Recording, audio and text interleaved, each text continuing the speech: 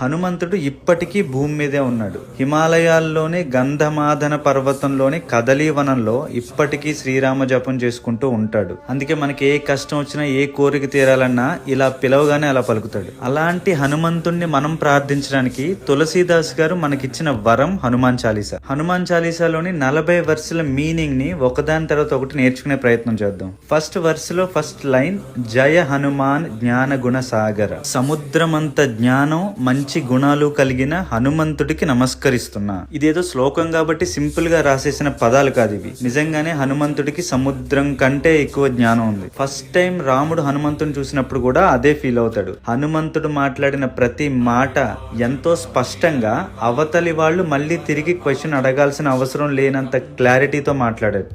Next line, జయ కపీస తిహులోక ఉజాగర. అంటే ముల్లోకాలలో ప్రసిద్ధమైన వానర జాతి యొక్క అధిపతి లేదా వానర జాతి యొక్క ప్రభువు. యాక్చువల్ గా మీరు రామాయణం చూస్తే వానర జాతికి ప్రభువు కింద సుగ్రీవుడు లేదా వాలి ఉంటారు. కానీ ఇక్కడ హనుమంతుణ్ణి లార్డ్ ఆఫ్ వానరాస్ అని ఎందుకు మెన్షన్ చేశారు అంటే, అలాంటి సుగ్రీవుడిని సైతం గైడ్ చేయగలిగిన తెలివితేటలు మనం పై వెర్స్ లో చెప్పుకున్నట్టు అలాంటి జ్ఞానం, అంత గుణాలు ఉన్నాయి కాబట్టి హనుమంతుడు కపీస అంటే లార్డ్ ఆఫ్ వానరాస్ అయ్యాడు. హనుమాన్ చాలీసాలోని 2వ భాగం, రామదూత అతులిత బలధామ అంజని పుత్ర పవనసుతనామ. రామదూత అంటే రాముని మెసెంజర్. రాముడు గురించిన సమాచారాన్ని సముద్రాన్ని దాటి మరీ సీతాదేవి వరకు తీసుకువెళ్ళాడు కాబట్టి హనుమంతుణ్ణి రామదూత అంటాం. ఇక అతులిత బలధామ అంటే అనిర్వచనీయమైన బలం కలవాడు అని. ఎందుకు అనిర్వచనీయం అంటే, ఎవరైనా బలంగా ఉంటే హనుమంతుడంత బలం అంటాం. ఇక హనుమంతుడినే పోల్చడానికి లోకంలో ఇంకెవరు లేరు. హనుమంతుడి బలంతో పోల్చగలిగిన వస్తువు గాని, మనిషి గాని వేరొకరు సృష్టిలో లేరు. అందుకని అతులిత బలధామ అని కీర్తించారు. అంజని పుత్ర పవనసుతనామ, అంజనీదేవి యొక్క పుత్రుడు. అలాగే పవనసుత అంటే వాయువు యొక్క కుమారుడిగా కూడా పేరు పొందాడు. ఎలా అంటే, సాక్షాత్తు పరమేశ్వరుడైన మహాశివుడి యొక్క తేజస్సు అంజనాదేవి గర్భానికి చేర్చినవాడు వాయువు. అందుకని ఆయన పవనసుతుడు, వాయుపుత్రుడయ్యాడు. హనుమాన్ చాలీసా 3వ భాగం, మహావీర విక్రమ భజరంగి కుమతి నివార సుమతికే సంగి. మహావీర అంటే తనను నమ్మిన వాళ్ల కోసం వెన్ను చూపకుండా యుద్ధాన్నైనా ఎదుర్కొనేవాడు మహావీరుడు. విక్రమ అంటే గొప్ప శౌర్యం కలవాడు అని. బజరంగి అంటే వజ్రము లాంటి శరీరము గలవాడు అని. వజ్రం అనేది ప్రపంచంలోనే అన్నిటికంటే హార్డెస్ట్ అండ్ స్ట్రాంగెస్ట్ మెటీరియల్. ఈ లైన్ హనుమంతుడు ఎంత స్ట్రాంగ్ అనేది తెలియజేసే లైన్. తర్వాత లైను, కుమతి నివార సుమతికే సంగి. కుమతి అంటే చెడు బుద్ధి కలవాళ్ళని, నివార అంటే నశింపజేసి, సుమతికే సంగి అంటే మంచి బుద్ధి, మంచి లక్షణాలు ఉండే వాళ్లతో ఎప్పుడు వెన్నంటి ఉంటాడు అని. దీన్ని మనం ఎలా అర్థం చేసుకోవాలంటే, మనం హనుమంతుడిని ఆరాధించడం ద్వారా లేదా హనుమాన్ చాలీసాని రోజు చదవడం వల్ల హనుమంతుడు మనలో ఉండే చెడు బుద్ధులను, చెడు లక్షణాలని తీసేసి మంచి బుద్ధిని, తెలివితేటల్ని ఇస్తాడు అని. హనుమాన్ చాలీసా 4వ భాగం, కంచన వరణ విరాజ సువేశ కానన కుండల కుంచిత కేశ. కంచన వరణ అంటే బంగారుపు రంగు, విరాజ అంటే ప్రకాశవంతంగా, సువేశ అంటే చక్కగా అలంకరింపబడి ఉంటాడు అని. అంటే మంచి వస్త్రాలు, ఆభరణాలతో అలంకరించుకొని బంగారు రంగు గల శరీరంతో ప్రకాశవంతంగా మెరిసిపోతూ ఉంటాడు హనుమంతుడు. కానన కుండల కుంచిత కేశ. కానన కుండల అంటే మంచి చెవి కుండలాలు ధరించి ఉంటాడు అని, అంటే చెవి దుద్దులు. దాంతో పాటు కుంచిత కేశ అంటే ఉంగరాలు తిరిగిన జుట్టు గలవాడు అని. ఈ చౌపాయి మొత్తం హనుమంతుడు ఎలా ఉంటాడో డిస్క్రైబ్ చేసింది. బంగారపు రంగు గల శరీరంతో, ఉంగరాలు తిరిగిన జుట్టుతో, చెవి కుండలాలు తగిలించుకుని చక్కటి వస్త్రాలు, ఆభరణాలు ధరించి ప్రకాశవంతంగా మెరిసిపోతూ ఉంటాడు మన హనుమంతుడు. హనుమాన్ చాలీసా 5వ భాగం, హాత్ వజ్ర ఔర్ ధ్వజా విరాజై కాంధే మూంజ జనేవు సాజై. హాత్ వజ్ర అంటే చేతిలో వజ్రాయుధానికి సమానమైన గదను ధరించిన వాడు. ఔర్ ధ్వజా విరాజై, హనుమంతుడు ఆ గదతో పాటు ఒక విజయ ధ్వజాన్ని పట్టుకుని నిలబడి ఉంటాడు. కాంధే మూంజ జనేవు సాజై అంటే భుజాల మీదుగా పవిత్రమైన జంధ్యాన్ని, అంటే యజ్ఞోపవీతంతో అలంకరింపబడి ఉంటాడు అని. మొత్తంగా చూసుకుంటే యజ్ఞోపవీతాన్ని ధరించి ఒక చేత్తో వజ్రాయుధం లాంటి గదను, మరో చేత్తో విజయ ధ్వజాన్ని పట్టుకుని అత్యంత తేజస్సుతో ఆయన ఆశ్రయించిన వాళ్ళకి విజయాన్ని అందించడానికి సిద్ధంగా ఉంటాడు. హనుమాన్ చాలీసా 6వ భాగం. శంకర సువన కేసరి నందన తేజ ప్రతాప మహాజగవందన. శంకర సువన అంటే శంకరుడి యొక్క పుత్రుడు, కేసరి నందన కేసరి యొక్క పుత్రుడు. ఇక్కడ ఒకే లైన్ లో ఒక పక్క శివుడి కొడుకు అంటున్నారు, ఇంకొక పక్క కేసరి అనే ఆయన యొక్క పుత్రుడు అంటున్నారు. ఎందుకంటే ఇంతకు ముందు చెప్పుకున్నట్టు శంకరుని అంటే సాక్షాత్తు పరమేశ్వరుడి యొక్క అంశ వాయువు ద్వారా అంజనాదేవి గర్భాన్ని చేరుకుంటుంది. ఆ విధంగా అంజనాదేవి కేసరి దంపతులకు హనుమంతుడు పుడతాడు. పరమేశ్వరుడి అంశ కాబట్టి శివుడి తనయుడయ్యాడు. అంజనాదేవి కేసరి దంపతుల యొక్క కొడుకు కాబట్టి కేసరి నందనుడయ్యాడు. ఇందులో ఇంకో ముఖ్యమైన విషయం, కొంతమంది గురువులు ఈ శంకర సువన అనే పదాన్ని అది శంకర సువన కాదు శంకర స్వయం అని సంబోధించారు. అంటే వాళ్ళ ఇంటర్ప్రిటేషన్ ప్రకారం హనుమంతుడు అంటే శంకరుని యొక్క పుత్రుడు కాదు, సాక్షాత్తు ఆ పరమేశ్వరుడే అని. అప్పుడు దాని అర్థం ఏమవుతుందంటే శంకర స్వయం కేసరి నందన అంటే సాక్షాత్తు పరమేశ్వరుడే కేసరి యొక్క కొడుకుగా పుట్టాడు అని. తరువాత లైను తేజ ప్రతాప మహాజగవందన అంటే అలాంటి కారణ జన్ముడైన హనుమంతుడి యొక్క తేజస్సు పరాక్రమాలు చూసిన లోకాలన్నీ కూడా ఆయనకి నమస్కరించాయి అని. హనుమాన్ చాలీసా 7వ భాగం. విద్యావాన గుణీయతి చాతుర రామకాజు కరువేకో ఆతుర. విద్యావాన్ అంటే బాగా చదువుకున్నవాడు. హనుమంతుడు వేదాలు చదువుకున్నాడు, నవవ్యాకరణ పండితుడు. గుణి అంటే మంచి గుణములు కలవాడు. అతి చాతుర అంటే అత్యంత తెలివితేటలు బుద్ధి కలవాడు. తర్వాత లైను రామకాజు కరివేకో ఆతుర. రామకాజ్ అంటే రాముడి యొక్క కార్యము, కరివేకో చేయడానికి, ఆతుర అంటే ఆతృతగా అంటే ఈగర్గా ఉంటాడు ఎప్పుడు అని రామకార్యం చేయడానికి. మొత్తం అర్థం చూసుకుంటే విద్యావంతుడు, ఎంతో జ్ఞానం కలవాడు, మంచి గుణములు ఉన్నవాడు, అత్యంత బుద్ధి చాతుర్యం తెలివి ఉన్న హనుమంతుడు ఎప్పుడు రామకార్యం చేయడానికై ఈగర్గా ఉంటాడు. ఎందుకు రామకార్యం చేయడానికి ఈగర్గా ఉంటాడు అంటే, ఒకటి హనుమంతుడి జన్మ కారణమే శ్రీరాముడికి సాయపడడం. ఇక్కడ శ్రీరాముడికి సాయపడడం అంటే ధర్మానికి సాయపడడం. ఎందుకంటే రామో విగ్రహవాన్ ధర్మః. హనుమాన్ చాలీసాలోని 8వ భాగం. ప్రభు చరిత్ర సునివేకో రసియ రామ లఖన సీతా మన బసియ. ప్రభు చరిత్ర సునివేకో రసియ అంటే ప్రభు అంటే శ్రీరాముడి చరిత్ర సునివేకో రసియ అంటే వినడంలో తన్మయత్వాన్ని పొందుతట హనుమంతుడు. అందుకే హనుమంతుడు గురించి వాల్మీకి మహర్షి రామాయణంలో ఇలా చెప్తారు, యత్ర యత్ర రఘునాథ కీర్తనం తత్ర తత్ర కృతమస్తకాంజలిం బాష్పవారి పరిపూర్ణ లోచనం మారుతిం నమత రాక్షసాంతకం. అంటే ఎక్కడెక్కడ శ్రీరాముడి చరిత్రని గానం చేస్తున్నారో మాట్లాడుతున్నారో అక్కడక్కడ హనుమంతుడు వచ్చి కృతమస్తకాంజలిం అంటే చేతులు జోడించి ఆనంద బాష్పాలు కారుస్తూ అక్కడే కూర్చుని ఉంటాడట. ఎందుకు అనేది తర్వాత లైన్ లోనే ఉంది. రామ లఖన సీత మన బసియ అంటే సీతారామ లక్ష్మణులు ఎప్పుడూ హనుమంతుడి హృదయంలోనే ఉంటారు. మరి అలాంటి శ్రీరామచంద్రుణ్ణి మనం కీర్తన చేస్తూ ఉంటే హనుమంతుడే వస్తాడు. ఎందుకంటే హనుమంతుడు వస్తే ఆయన హృదయంలో ఉన్న సీతారామ లక్ష్మణులు కూడా వచ్చినట్టే. హనుమాన్ చాలీసాలోని 9వ భాగం. సూక్ష్మ రూపధరి సియహిది కావ వికట రూపధరి లంకజరావ. సూక్ష్మ రూపధరి సియహిది కావ అంటే అత్యంత చిన్న రూపంలో సీతాదేవికి కనిపించాడు అని. వికట రూపధరి లంకజరావ అంటే అత్యంత భయంకరమైన రూపంతో లంకా నగరాన్ని కాల్చివేశాడు అని. ఇక్కడ సూక్ష్మ రూపం అంటే ఫిజికల్ గా చూసుకుంటే హనుమంతుడు చిన్న రూపం తీసుకుని సీతాదేవి కనిపించాడు అని. ఇంకొక రకమైన అర్థం ఏంటంటే సీతాదేవి దగ్గర తనను తాను బాగా తగ్గించుకుని అత్యంత వినయంతో ఆవిడికి కనిపించాడు అని. అలాంటి సీతమ్మను బంధించిన లంకా నగరం మీద అంతే కోపంతో భయంకరమైన రూపాన్ని ధరించి లంకా నగరం మొత్తాన్ని దహించి వేశాడు అని. నిజంగా ఎక్కడ తగ్గాలో ఎక్కడ నగ్గాలో తెలిసినవాడు హనుమంతుడు. హనుమాన్ చాలీసాలోని 10వ భాగం. భీమ రూపధరి అసుర సంహారే రామచంద్రకే కాజ సంవారే. భీమ రూపధరి అంటే పెద్ద రూపాన్ని పొందాడు అని. భీమ అనే పదానికి తెలుగులో అర్థం ఏంటంటే పెద్ద లేదా భారీ. అలా పెద్ద రూపాన్ని ధరించి అసుర సంవారే అంటే రాక్షసులని సంహరించాడు అని. మనం ఇంతకు ముందు శ్లోకంలో చెప్పుకున్నట్టు సీతమ్మ వారి దగ్గర సూక్ష్మ రూపంలో, లంకా దహనం చేసేటప్పుడు వికట రూపం అంటే భయంకర రూపంలో, ఇప్పుడు రాక్షసులను సంహరించేటప్పుడు భీమ రూపం అంటే పెద్ద రూపాన్ని ధరించేట హనుమంతుడు. అలా సందర్భానుగుణంగా పరిస్థితులను బట్టి తనను తాను తగ్గించుకుంటూ పెంచుకుంటూ రామచంద్రకే కాజు సంవారే అంటే రామచంద్రుడి యొక్క కార్యాన్ని నెరవేరుస్తూ ఉంటాడు అని. అలాంటి హనుమంతుడిని మనం నమ్ముకుంటే ఏదో ఒక రూపంలో వచ్చి మనకి సహాయపడతాడు. హనుమాన్ చాలీసా 11-12 భాగాలు. లాయ సంజీవన లఖన జియాయే శ్రీ రఘువీర హరశివుర లాయే. లాయ సంజీవన లఖన జియాయే అంటే సంజీవనిని తెచ్చి లక్ష్మణుడిని బ్రతికించాడు అని. అసలు అన్నదమ్ములు అనగానే మనకి డిఫాల్ట్ గా గుర్తొచ్చేది రామ లక్ష్మణులు. రాముడికి ప్రతి క్షణం ప్రతి విషయంలో తోడుండే లక్ష్మణుడు పడిపోవడం అంటే అది రాముడికి తీరని లోటు. అలాంటి భయంకరమైన దుఃఖం రాముడికి రాకుండా హనుమంతుడు సంజీవని తెచ్చి లక్ష్మణుడిని బ్రతికించాడు. తర్వాత లైను శ్రీ రఘువీర హర్షవుర లాయే. రఘువీర అంటే శ్రీరాముడు, హర్షవుర లాయే అంటే చాలా ఆనందించాడు అని. ఆనందించి ఊరుకోలేదు. తర్వాత వెర్సు రఘుపతి కీన్హి బహుత బడాయి అంటే శ్రీరాముడు ఆనందంతో హనుమంతుణ్ణి మెచ్చుకున్నాడు. ఏమని మెచ్చుకున్నాడంటే తుమ మమ ప్రియ భరత సమభాయి అని. అంటే నువ్వు ఈ రోజు నుంచి నాకు జస్ట్ స్నేహితుడు కాదు, నువ్వు నా తమ్ముడైన భరతుళ్లాగే నాకెంతో ఇష్టమైన వాడివి అంటే సాక్షాత్తు శ్రీరామచంద్రుడే హనుమంతుడికి సోదర స్థానాన్ని ఇచ్చాడు.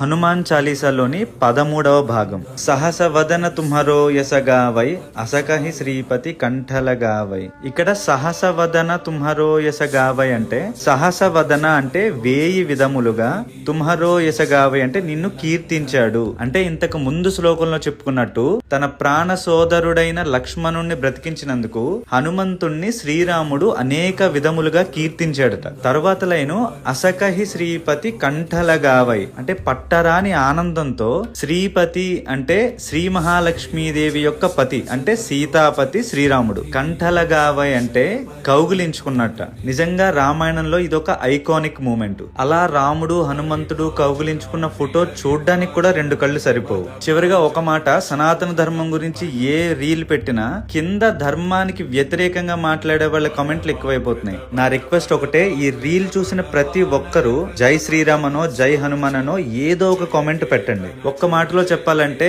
జై శ్రీరామ్ స్లోగన్స్ తో కామెంట్ బాక్స్ నిండిపోతే ఆ నెగిటివ్ కామెంట్ పెట్టిన వాడికి కూడా వాడి కామెంట్ కనబడకూడదు. హనుమాన్ చాలీసాలోని 14-15వ భాగాలు. సనకాదిక బ్రహ్మాది మునీస నారద సారద సహిత అహీస. సనకాది మహర్షులు, బ్రహ్మాది దేవతలు, మునులు, నారదుడు, విశారదులు అంటే గొప్పగా చదువుకున్న వాళ్ళు, ఆదిశేషుడు, తర్వాత లైను యమ కుబేర దిగ్గపాల జహాతే. యముడు కుబేరుడు లాంటి దిక్పాలకులు సైతం. తర్వాత లైను కవి కోవిదకహి సకే కహాతే. మహాకవులు పండితులు అయినా సరే నీ గురించి ఏమని కీర్తించగలరు అంటే టోటల్ గా అర్థం ఏంటంటే సనకాది మహర్షులు, బ్రహ్మాది దేవతలు, నారదుడు, విద్యా విశారదులు, ఆదిశేషుడు, యమ కుబేరాది దిక్పాలకులు, కవులు, కోవిదులు, పండితులు ఎలాంటి వారైనా సరే నీ కీర్తిని ఏమని చెప్పగలరు? ఎవరైనా వర్ణించడానికి సాధ్యమైందా నీ కీర్తి? ఎందుకు వర్ణించలేరు అంటే ఇప్పుడు ఎవరైనా అందమైన మొహం ఉంటే చంద్రుడి లాంటి మొహం అంటారు. ఆ చంద్రుడి కన్నా అందంగా ఉంటే ఇంకేమని పోలుస్తారు? అలాగా హనుమంతుడి పరాక్రమం గాని ఆయన కీర్తిని గాని పొగడ్డానికి పోల్చడానికి వేరొకరు సృష్టిలో లేరు. అంతటి మహానుభావుడు హనుమంతుడు. అండ్ ఫైనల్ గా ప్రతి తెలుగు వాడికి మన సనాతన ధర్మంలో ఉన్న శ్లోకాల యొక్క అర్థాలు అందరికీ చేరేలా కామెంట్లు షేర్లు చేయండి. జై శ్రీరామ్, జై హనుమాన్. తుమ ఉపకార సుగ్రీవహి కీన్హ రామమిలాయ రాజపద దీన్హ. సుగ్రీవుడికి హనుమంతుడు చేసిన ఉపకారం ఏంటంటే సుగ్రీవుణ్ణి శ్రీరాముడితో కలపడం. అలా కలపడం వల్లనే సుగ్రీవుడు రాజు అయ్యాడు. తరువాత శ్లోకం తుమ్హరో మంత్ర విభీషణమాన లంకేశ్వర భయ సబ్ జగజాన. తుమ్హరో మంత్ర అంటే నీ మాట లేదా నీ ఆలోచన వినడం ద్వారా ఎవరు? సుగ్రీవుడు. లంకేశ్వర భయే సబ్ జగుజాన. లంకేశ్వరుడు అయిన విషయం అందరికీ తెలిసిందే. లంకేశ్వరుడు అంటే ఏంటి? లంకా నగరానికి అధిపతి, రాజు అయ్యాడు రావణాసుడు అనంతరం. ఈ 2 శ్లోకాల్లో మనకు ముఖ్యంగా తెలియజేసేది ఏంటంటే ఇక్కడ ఇద్దరు హనుమంతుడి సలహా ద్వారా రాజులై కూర్చున్నారు. ఎవరెవరు? ఒకటి సుగ్రీవుడు, 2 విభీషణుడు. వాలి ఎక్కడ చంపుతాడో అని భయంగా ఉన్న సుగ్రీవుడికి రామ లక్ష్మణులను నమ్మచ్చు అని చెప్పి వాళ్ళిద్దరిని కలపడం వల్ల సుగ్రీవుడు రాజు అయితే, రావణాసురుడి తమ్ముడైన విభీషణుడు లంకను వదిలిపెట్టి రాముడి వైపు వస్తే శ్రీరాముడితో విభీషణుడిని నమ్మచ్చు అని ఒప్పించింది కూడా హనుమంతుడే. అంటే ఎవరు ఎలాంటి వాళ్ళు కనిపెట్టడంలో హనుమంతుడిని మించిన వాడు లేడు అనేది ఈ 2 శ్లోకాల ద్వారా మనకు అర్థమవుతుంది. హనుమాన్ చాలీసాలోని 18, 19 శ్లోకాలు. యుగ సహస్ర యోజన పరభాను లీల్యోతాహి మధుర ఫలజాను. యుగ సహస్ర యోజన, యుగ అంటే 12,000 సంవత్సరాలు, సహస్ర అంటే 1000, యోజనం అంటే 8. 12,000 ఇంటూ 1000 ఇంటూ 8 అంటే అప్రాక్సిమేట్ గా 96 మిలియన్ మైల్స్. తులసీదాస్ గారు హనుమాన్ చాలీసాని ఒక 500 ఏళ్ల క్రితం రాశారు. అయినా కూడా ప్రజెంట్ నాసా లెక్కల ప్రకారం భూమి సూర్యుడి మధ్య దూరం ఎంత ఉందో ఆల్మోస్ట్ అంత అక్యురేట్ గా చెప్పారు. ఇది చాలా మందికి తెలిసిన విషయం కూడా. తర్వాత లైన్ లీల్యోతాహి మధుర ఫలజాను. అంత దూరంలో ఉన్న సూర్యుడిని పండు అనుకుని ఆయన వరకు వెళ్ళట. తర్వాత శ్లోకం ప్రభు ముద్రిక మేలిముఖ మాహి. ప్రభు అంటే శ్రీరాముడు, ముద్రిక అంటే ఉంగరం, మేలిముఖ మాహి అంటే నోట కరిచి పట్టుకుని, అంటే శ్రీరాముడి ఉంగరాన్ని నోటితో పట్టుకుని జలధిలాంఘిగయే అచరజ నాహి. జలధిలాంఘిగయే అంటే సముద్రాన్ని దాటి వెళ్ళాడంటే అచరజ నాహి, ఆశ్చర్యం ఏమీ లేదు. అంటే ఈ 2 శ్లోకాలు ఏం చెప్తున్నాయంటే అంత చిన్న వయసులో 96 మిలియన్స్ దూరంలో ఉన్న సూర్యుడి మీదకి పండు అనుకుని ఎగిరిన వాడికి 100 యోజనాల సముద్రం ఒక లెక్క. హనుమాన్ చాలీసాలోని 20వ శ్లోకం దుర్గమ కాజ జగతకే జేతే సుగమ అనుగ్రహ తుమ్హరే తేతే. దుర్గమ కాజ జగతకే జేతే. దుర్గమ అంటే కష్టమైన, కాజ్ అంటే కార్యము లేదా పని, జగతకే అంటే ప్రపంచంలోనే, జేతే పొందడం. ఈ 4 వర్డ్స్ ని కలిపి చెప్తే ఏమవుతుందంటే ప్రపంచంలోనే అత్యంత కష్టమైన పనులను సాధించడం లేదా పొందడం. తర్వాత లైన్ సుగమ అనుగ్రహ తుమ్హరే తేతే. సుగమ అంటే సులభం, అనుగ్రహ తుమ్హరే తేతే అంటే నీ అనుగ్రహం వల్ల, అంటే నీ అనుగ్రహం మా మీద ఉంటే ప్రపంచంలోనే అత్యంత కష్టమైన పనులు, మా వల్ల కావనుకున్న పనులు కూడా సుగమ అంటే సులభంగా మేము చేయగలుగుతాం. ఇక్కడ నీ అనుగ్రహం అంటే హనుమంతుడి అనుగ్రహం. అంటే నీ భక్తి హనుమంతుడి అనుగ్రహాన్ని పొందగలిగిందో నువ్వు ఈ ప్రపంచంలో సాధించలేని పని అంటూ ఉండదు. ఇదేదో నేను నోటుకొచ్చింది చెప్పడం కాదు, సాక్షాత్తు హనుమంతుడే ఆ తులసీదాస్ గారి చేత మనందరికీ చెప్పించిన మాట. హనుమాన్ చాలీసా 21, 22 శ్లోకాలు. రామదువారే తుమరఖవారే హోతన ఆజ్ఞ బినుపైఠారే. శ్రీరాముడి ద్వారం దగ్గరే హనుమంతుడు ఉంటాట ఎప్పుడు. ఆ హనుమంతుడి ఆజ్ఞ ఉంటేనే మనం శ్రీరాముడిని చేరుకోగలం. అంటే హనుమంతుడి అనుగ్రహం పొందితే శ్రీరాముడి అనుగ్రహం పొందినట్లే. తర్వాత శ్లోకం సబసుక లహై తుమ్హారీ శరణ తుమరక్షక కా హూకో డరణ. సబసుక లహై తుమ్హారీ శరణ అంటే నీ శరణు కోరిన వాళ్ళు, నీ సన్నిధిలో ఉన్న వాళ్ళు ఎప్పుడూ సుఖంగా ఉంటారు. తుమరక్షక కాహూకో డరణ, అలాంటి నువ్వే మాకు రక్షణగా ఉండగా మాకు భయం ఎందుకు? నిజమే కదా, అన్ని భయాలకు భయాన్ని పుట్టించగలిగే హనుమంతుడు రక్షణ మన మీద ఉండగా మనం దేనికి భయపడాలి? నిజంగా అంత భయానకమైన సిచ్యువేషన్ లో మనం ఉంటే జై హనుమాన్ అనే ఒక్క నామస్మరణ దాన్ని దూరం చేయదా?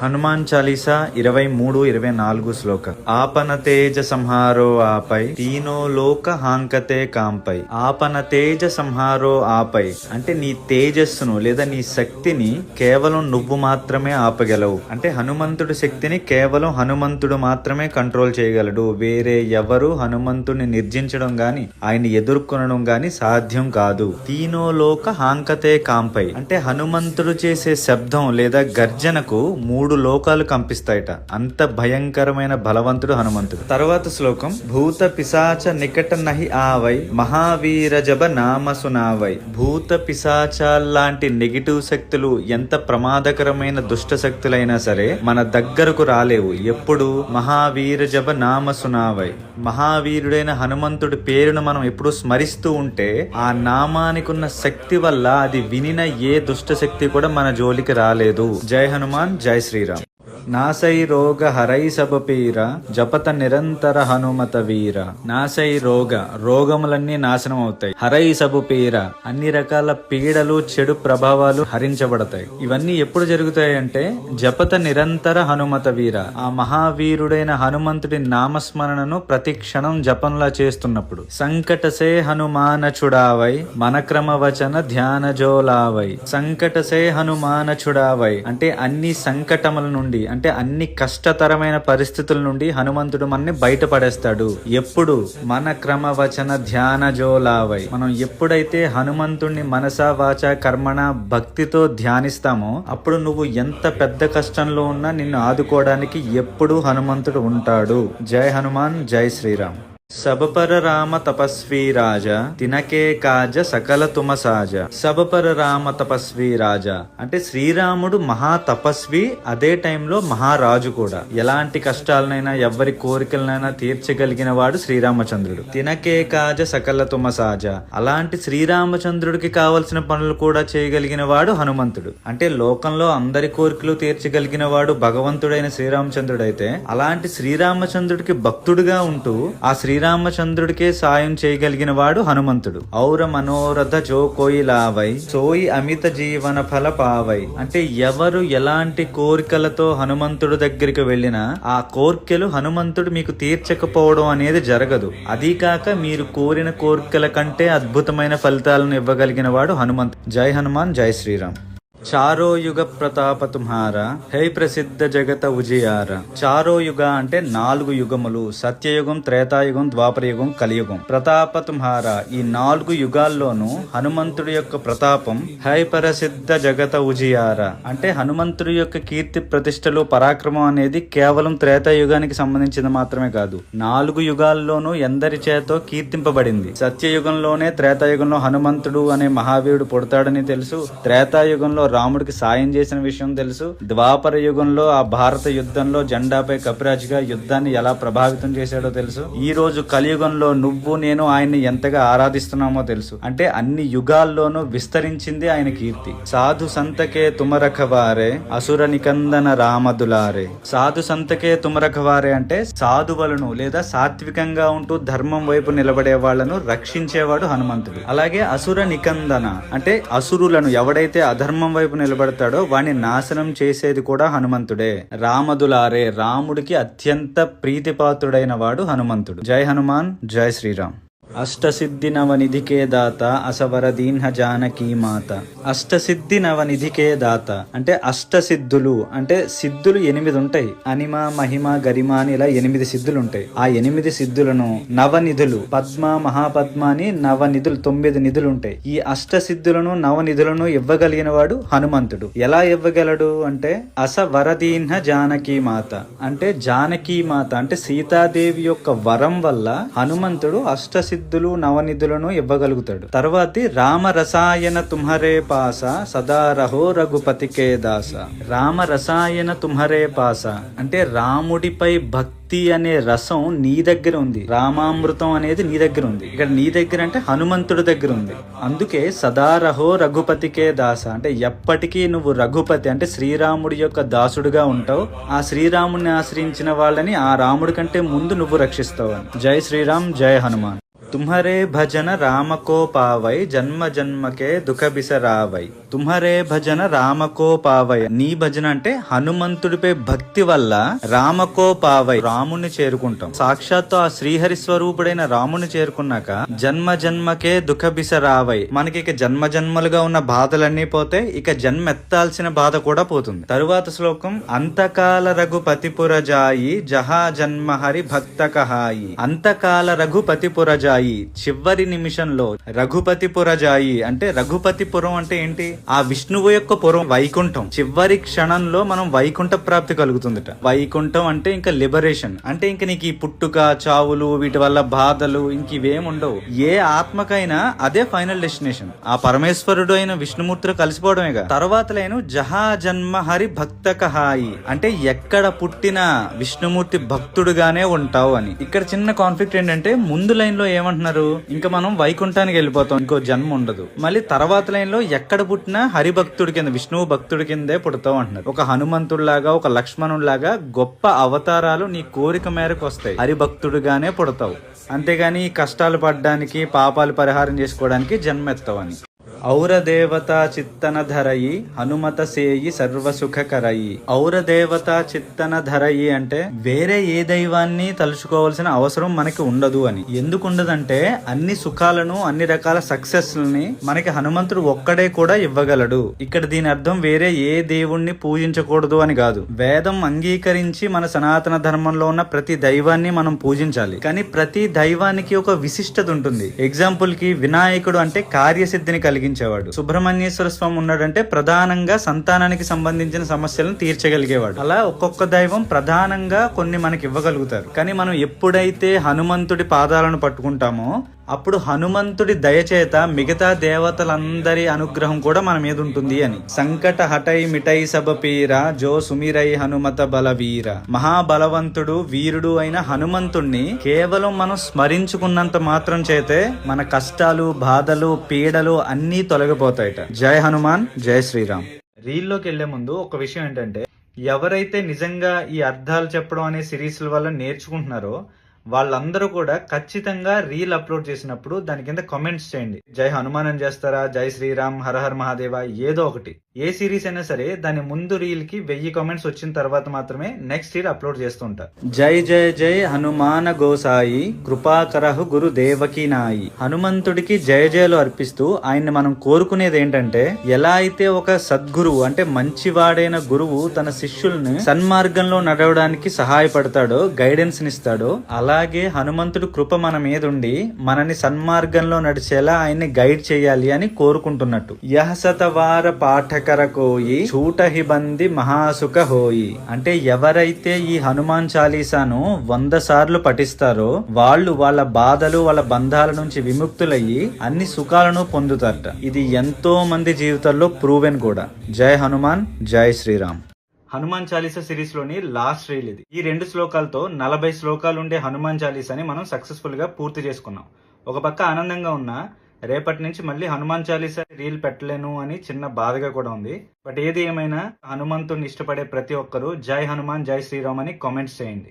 జో యహ పడై హనుమాన చాలీసా హోయ సిద్ధి సాఖీ గౌరీస. అంటే ఎవరైతే హనుమాన్ చాలీసాను చదువుతారో పఠిస్తారో వాళ్లకు వాళ్ళు అనుకున్న కోరికలు సిద్ధించకపోవడం, వాళ్ళు సక్సెస్ అవ్వకపోవడం అనేది జరగదు. పైగా దానికి సాక్షి గౌరీసుడుట, అంటే పరమేశ్వరుడుట. ఇక్కడ పర్టికులర్ గా శివుడునే సాక్షిగా ఎందుకు మెన్షన్ చేశారంటే తులసీదాస్ గారు, ఈ సృష్టిలో జరిగే ప్రతి కార్యానికి సాక్షిగా ఉంటాడు ఆ పరమేశ్వరుడు. తులసీదాస సదాహరి చేర కీజై నాథ హృదయ మహడేరా. ఇక్కడ తులసీదాస్ ప్లేస్ లో మన పేరు మనం చెప్పుకోవాలి అంటారు. అలా చెప్పుకున్నా పర్లేదు, లేదా తులసీదాస్ అని చెప్పినా కూడా దాని అంతర్లీనమైన అర్థం ఏంటంటే తులసీదాస్ లాగే మనం కూడా ఆ శ్రీహరి అయిన శ్రీరాముడికి దగ్గరగా ఉండి ఆయన్ని సేవించుకోవాలి అని కోరుకుంటున్నాడు. అప్పుడు ఆ హనుమంతుడు సీతారామ సమేతుడై మన హృదయంలో కొలుగుంటాడట.